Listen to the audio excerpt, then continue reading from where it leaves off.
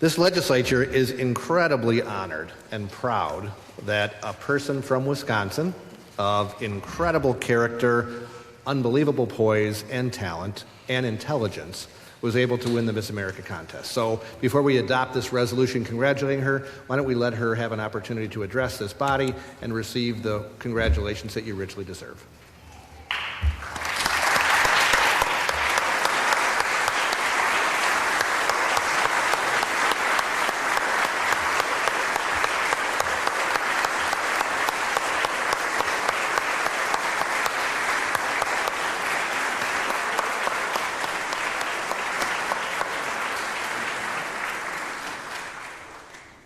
Thank you so much. You know, that's something I'll never get used to because I still am just Grace Stanky, a girl from Wausau, Wisconsin, and there's been a lot of times I walk in a room and getting a standing ovation, and I'm just like, why? But it truly is so special to represent not only the state of Wisconsin, but also this nation as a whole. As some of you know, I'm a nuclear engineering student at the University of Wisconsin-Madison. I am just on the tail end of my degree. And this is a really unusual field to go into. It's not often that you hear many people going into nuclear engineering, let alone a young woman from Wausau, Wisconsin, right? So that's one of the questions I get. Why'd you do it? I have an awful origin story. It's not good. It's not cool. It's not inspirational. I did it out of spite, all right? I was a 16-year-old teenage girl who had always known I would go into engineering. My dad is a civil engineer, and I saw that. I would go to construction sites, watch bridges get demoed overnight, and I was like, oh, this is cool. Stuff exploding, yeah, right? So I knew I loved engineering. And I went on the college tours with my mom, who's sitting over there. We did many, many road trips, and I'm forever thankful for those. And I was at Texas A&M, and I saw nuclear engineering on the list. And I said, man, what a flex it would be to say I'm a nuclear engineer. That's how I first learned about it. I go back home, and I'm talking to my dad, you know, the oh-so-powerful father figure and everything like that. And I ask, hey, Dad, so what do you think I should do? Should I go nuclear or aerospace? Those are the two options I'm thinking. And he looks at me and he goes, Grace, don't go into nuclear. There's no future there. How many of you have daughters? Do your daughters listen? So you can see where this is going, right? I was posed a challenge in that moment, and in that moment I said, I'm going to take on this challenge. So I submitted my UW-Madison application, and I selected nuclear engineering. On a more realistic note, I knew that I could change my major. I knew that this wasn't 100% for certain. But I was like, you know what, let's try it. Worst that happens, I get through the first couple of classes, and then I switch, right? But I really fell in love with this field. Within the first semester that I was there, I started working at a fusion lab on campus at UW-Madison at the HSX Accelerator. I went through and learned about how cancer treatment saved my dad's life twice from Hodgkin's lymphoma. He's alive today because of nuclear medicine. And I just want to take this moment, if you've ever had an MRI scan done and been in an MRI machine, had a surgery, nuclear medicine has been a part of your life too. Whether it's sterilized the tools for that surgery or been a part of that MRI machine or the various other forms of treatments and diagnosis tools that are in medicine. Nuclear science is everywhere and it's saving lives already. We just don't know it. Now I learned that and I thought, cool, my dad's alive, that's nice, but what else does this have to offer? That sounded so casual, I'm so sorry. But I really thought, what else does this field have to offer? I knew cancer was a little bit too close to home for me to go into it. And I learned about power. I learned about agriculture. I learned about how nuclear science is all around us. If you've eaten a banana recently, you just ate a radioactive food. All of the exit signs, the reason they stay on after the power goes out is because of nuclear science in them. Smoke detectors work. You know when you take the battery out of your smoke detector because it won't stop beeping? Sorry, that's our fault as an industry. I learned that this is everywhere.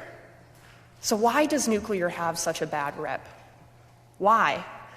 In my mind, I learned all about it, and I said, why aren't we shouting this from the rooftops? Why doesn't every single person in America and the globe know that nuclear science is a power for good? So I started shouting it from the rooftops. I started advocating. I started these conversations. And I want to talk about one thing that we all have in common, is our love for the state of Wisconsin. I grew up here, and there are 3 personality traits that I seriously thank the state of Wisconsin for. The first is kindness. Throughout my life growing up, I mentioned my dad went through cancer twice. The kindness of my neighbors, the kindness of the people around us, I didn't understand as a 4th grader. I started to see it when I was in high school the second time my dad went through cancer. But I'm forever thankful for the Easters that I spent with family friends because my dad was in the hospital. They put the effort in of getting the exact same Easter basket I had gotten every single year up until that point. The first time I went through cancer, I learned a lot of new foods as people dropped off casseroles, but I still don't like mushrooms. It didn't work all that well, but that's okay. Wisconsin people are always looking out for each other. They're always there. That's the one thing I've learned when I have these conversations with people about something like nuclear, that typically there is a negative connotation. Typically people are scared of it. They're hesitant. They're curious, but they're hesitant.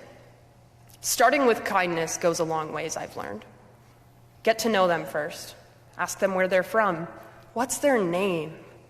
Do they have kids? Do they want kids? Do they not want kids? Those are the conversations that go a long ways. Plus, it's a lot harder for someone to walk away from a conversation when they're like, man, she's really cool and nice, you know? It gets a lot tougher in that scenario. The second thing that I've learned about Wisconsin, and when I Googled typical Wisconsin personality traits, the second thing that comes up is the weather is unpredictable. I don't know how that's a personality trait, but it is apparently. And I talked about this once in one other speech, and I usually just left it at that. But this one woman brought up a good point. We're ready for anything in Wisconsin, whether it's 70 degrees and sunny and it's ready for a boating day, or it snows the next day and we got to get our shovels and plows and winter gear back out, right? We're ready, we're prepared, we're flexible, and we're adaptable to handle any and every situation. Now, I've definitely had to use that as one of my skills as Miss America. I walk into events and I have no information and I think I'm there just for vibes, and they go, oh no, you're our keynote speaker. And I go, super cool.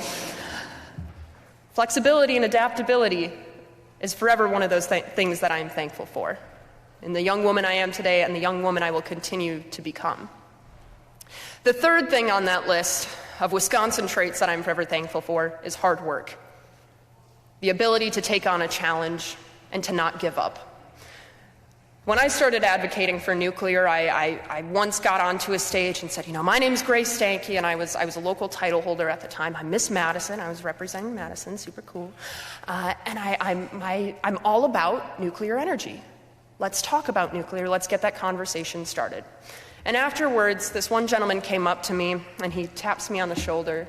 He goes, are you really a nuclear engineer?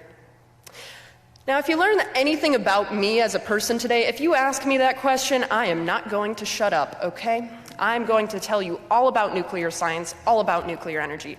So I'm standing there, 17 years old on that stage. And I turn around and I go, oh, yes, sir, I am. Let's talk about how this is safe, how it's effective, how it's reliable. It's always on power 24/7. And we've never had a problem with storing our waste, especially in states like here in Wisconsin, where Point Beach Power Plant powers 14% of the state. All of the waste fits in an Olympic-sized swimming pool. And it's been managed, and we know where it is.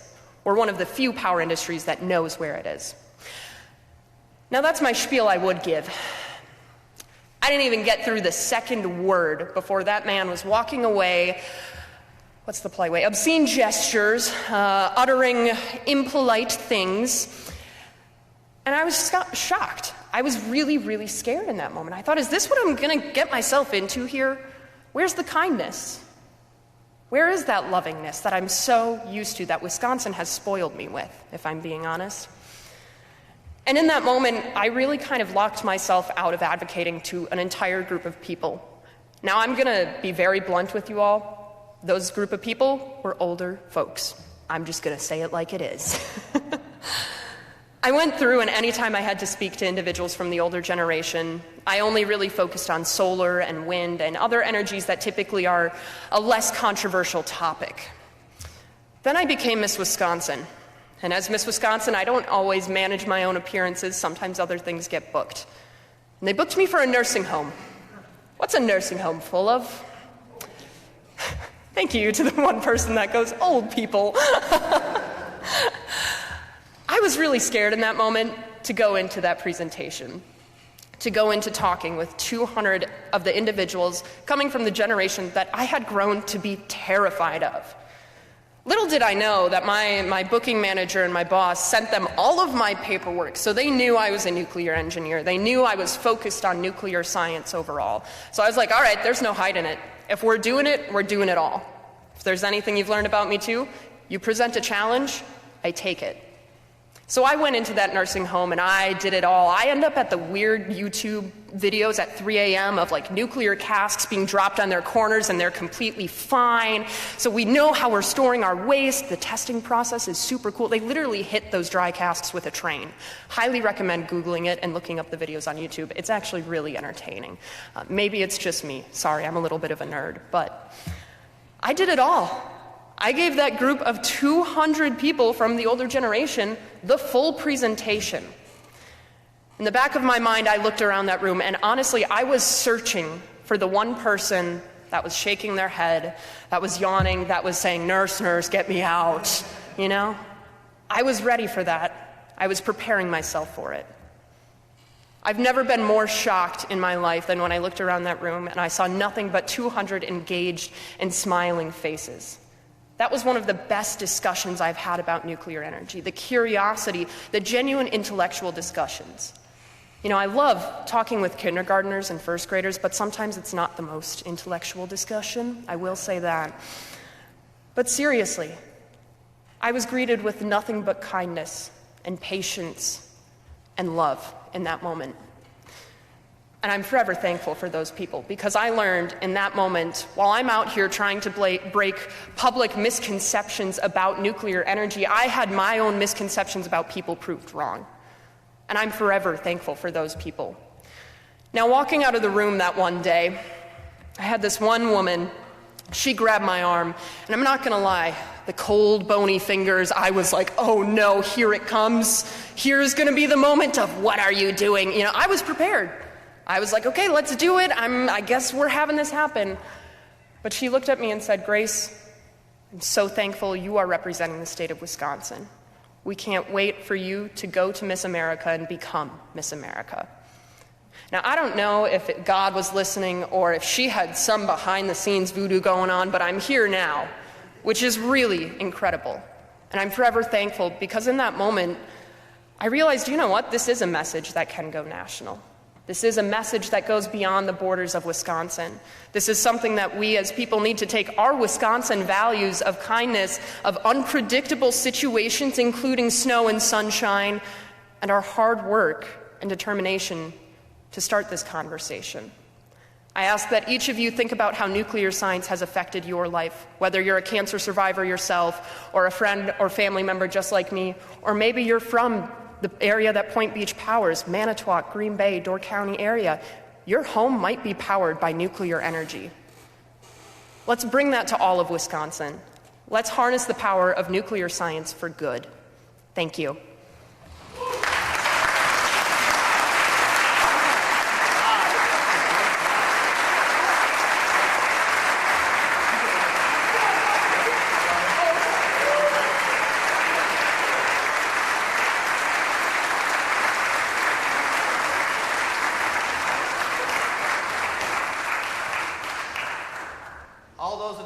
All those in favor of adoption of Assembly Joint Resolution 58 will signify by saying aye. Aye. Anyone opposed? You can hang it up. Can I do the big sign? Yep.